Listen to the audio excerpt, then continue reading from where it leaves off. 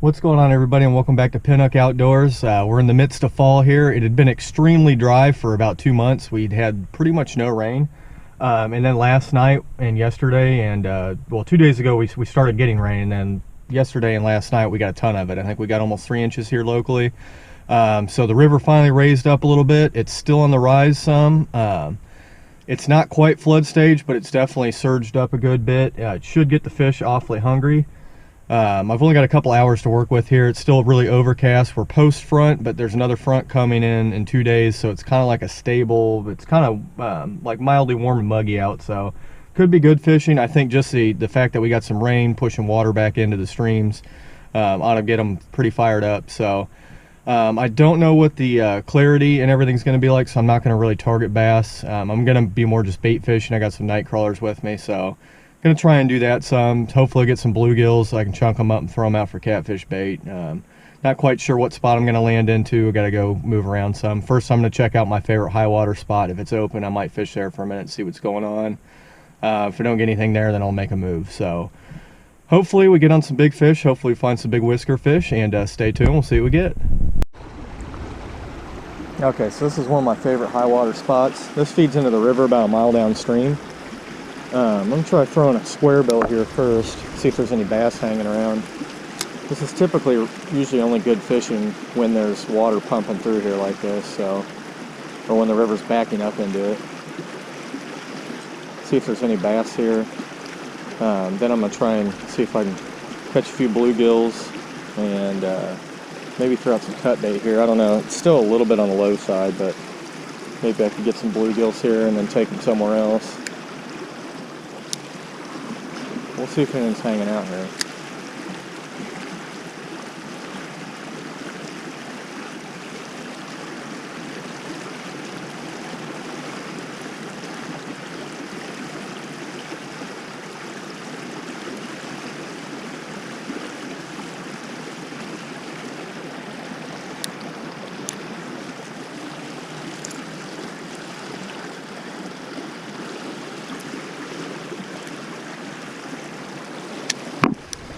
Yeah, all I've got with me are night crawlers and red worms and lures. So if I want to catfish, I gotta get to catching some bait. So I was only able to catch one bluegill at the last spot I was at, and I threw a wad of night crawlers out on the bottom. Nothing even pecked with those, so messed with those. So I just don't think the fish were up there. So I'm here on the main river. It's up pretty good. Typically this spot, there's probably like I don't know, 5 to 8 feet worth of gravel bar right out in front of me here. Down that way, there's a good drop off. So this one, I've only got the one bluegill. I'm gonna cut it up, and in an effort to conserve bait, only use it on one rod, and then I got night crawlers I'll throw out on my other one, which is set up for that anyways right now. But this cut bait, I'm gonna try and launch down that way because I know there's a good hole there. I've got it on a Santee rig, that one. So we'll see what we can get there, and then the night crawlers I think I'll just throw up here in this slack area, see if anything's cruising around. If I'm lucky, I'll get a rock bass or something, then I'll have extra cut bait. But I don't know, we'll find out. So let's get to sending Mr. Bluegill here on his way to bluegill heaven. And getting a line out there. I don't plan on staying real late, so this is probably alright. Although anytime I'm low on bait always seems to be the times when I do my best. I have the quickest action. So, but that's okay. If I come down here and catch 3 or 4 good fish and leave in an hour, I'm okay with that game plan too. I can go home, eat dinner, and be in bed at a reasonable hour. That water's definitely cooled off. I'll throw a nice headpiece out there first.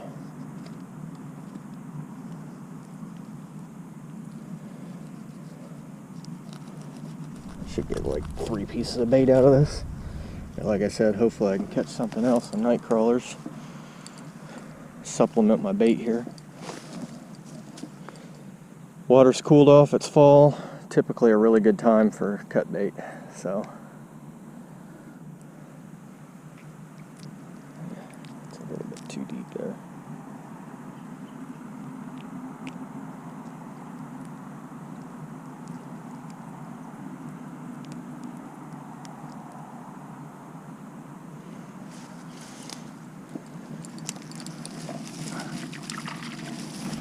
But yeah, I know during normal pool it's probably like 8 feet deep down there before it gets to like this like shoal thing.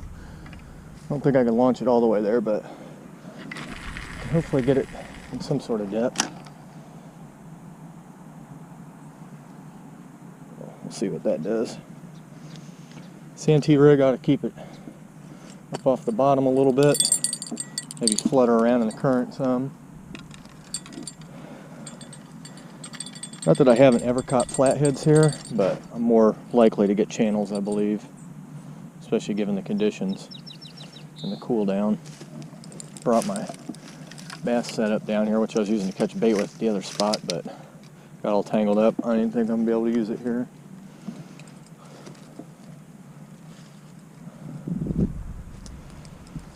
But got it just in case I start seeing bass blow up or something. The clarity is actually not terrible.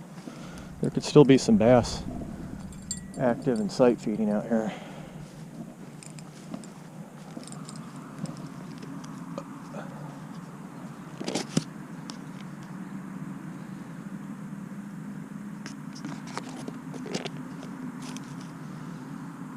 Do a hole crawler on this. Yeah, see that hook's small enough to get a rock bass, but big enough also to hook a good channel cat or even a flathead effectively. If I'm lucky, really lucky, I'd get a sucker or maybe even a small carp or something would be ideal.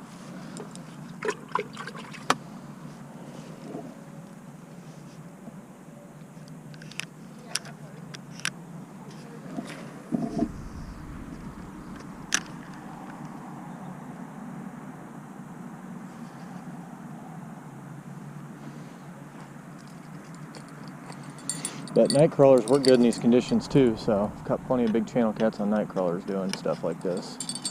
We'll see what we can get.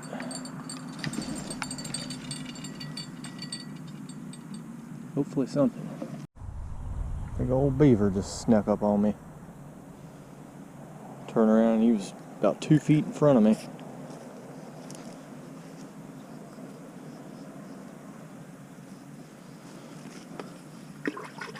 I reeled in this line to reset it. It's coated in leaves, and my bait wasn't there, which I think probably got knocked off in the process of reeling it in with all that crap on there. People can say what they want about loving fall, but fall is now my favorite season, and that is one of the reasons for it.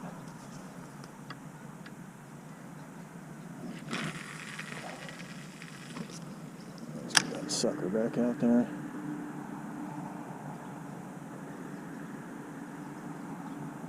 That's a good yang too. He's on there. Gotcha. Are you be channel or you be flathead? Don't think you're a turtle. You haven't given off those vibes. If you're staying down though, you might be a flathead. Yeah, there's some rolling and clunking around. Probably a channel.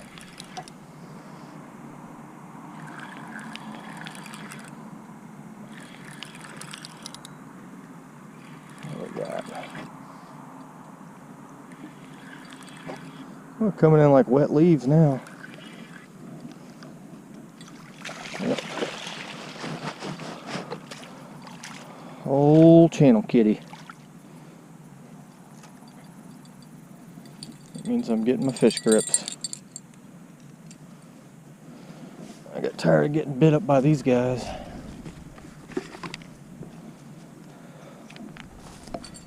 Oops. It's not a bad one. I don't know why he was fighting like that though. Like he had no gusto left. I mean that one could go 10 pounds.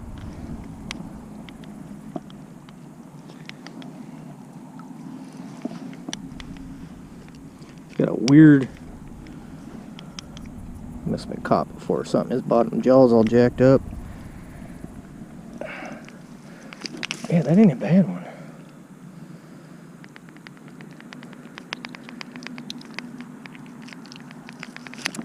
Come on. I'll take that. Get a picture of you. Let's get a weight first. But it goes 9.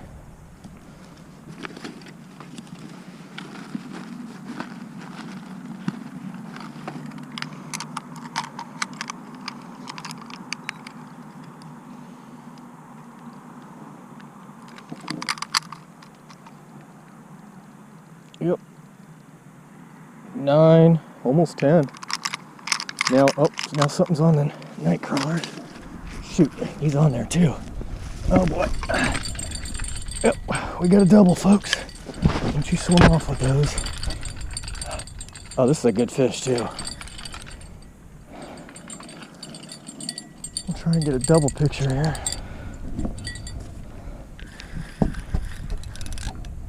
This one might be a bigger fish too.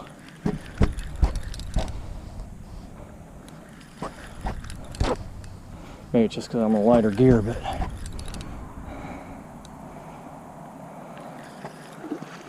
probably another channel. Get out of there. Get off that stuff. Yep, another channel cat. Let's see if we can get him through here. Channels are hungry, folks. Crap, that dude's gonna go off my damn fish grips.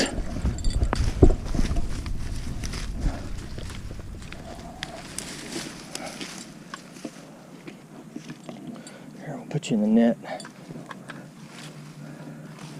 That way you can't go anywhere. Oh, this guy. Yeah, this one's a little bit smaller. Just felt nicer on the big gear. That's still not a bad one. It's probably 6-7 pounds. Back to back.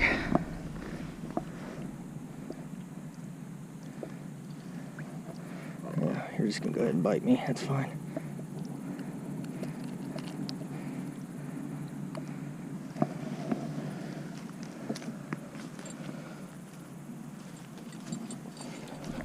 How's that for quick action, huh? Fall channel cats. Let's see if I can get a picture of both of them.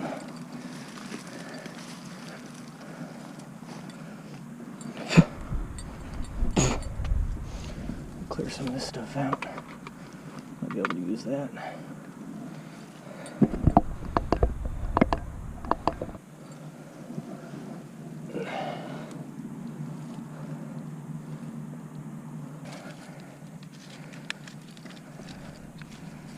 Alright, here's one. Maybe. And there's the second one. Let's make sure it's free of the net first. Ah, yeah, you're gonna.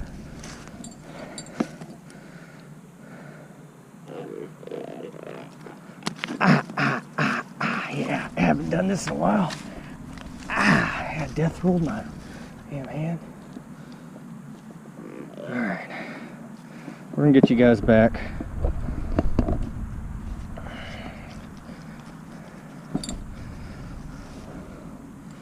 Alright, yeah, come on. Biting the mess out of me, aren't you? Ah.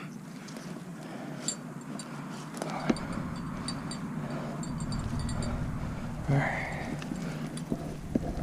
Number 1. There you go. And number 2.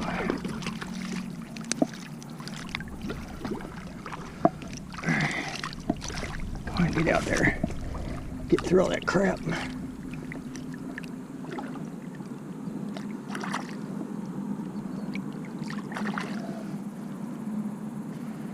Ooh. She's trying. There she goes. Back to fill up some more. Well, let's see if we can get a couple more before we get out of here. Cut bait was kind of shaking around a little bit here. Oh.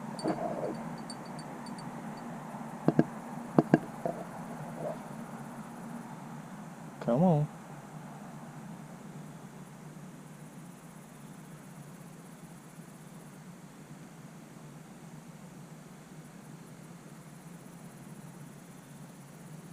Give me 2 more and then I can go home and have dinner.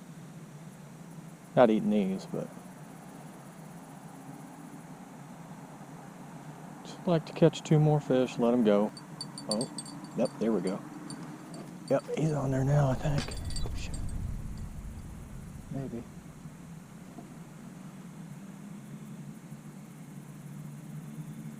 This looks like a flathead hit here.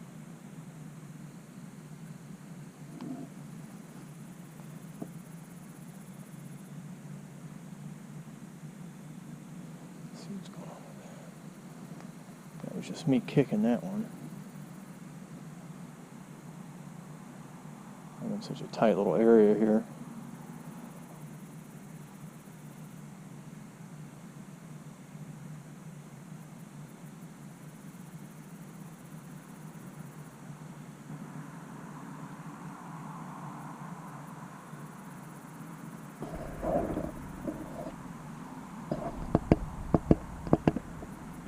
I swear they know when I turn lights on.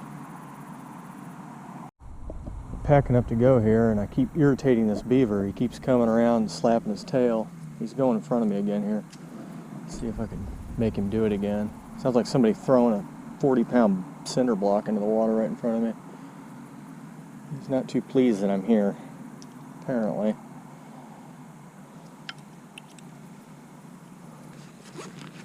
Eight o'clock now. I know it sounds pretty early, but I'm hungry. It's a weeknight for me, aka school night, aka work night, whatever you want to call it. And I want to go home and eat and clean up and chill on my couch. The older I get, the less I like being out all damn night. Hopefully someday I'll live on water. What I can do is be home with something on the grill and just have a line out on the dock and a rod holder and be living the dream. That is hopefully someday.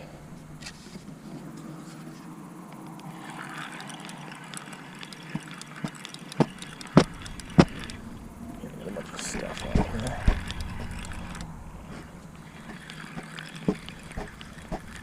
Whole bunch of stuff. I don't like it.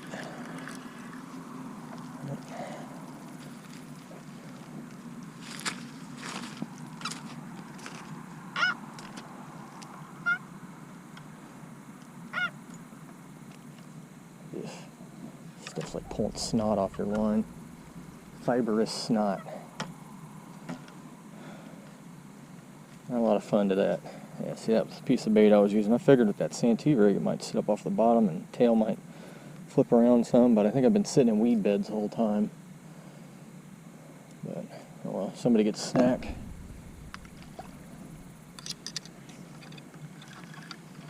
Let's get the hell out of here before the beaver comes back and eats us. He seems kind of testy right now.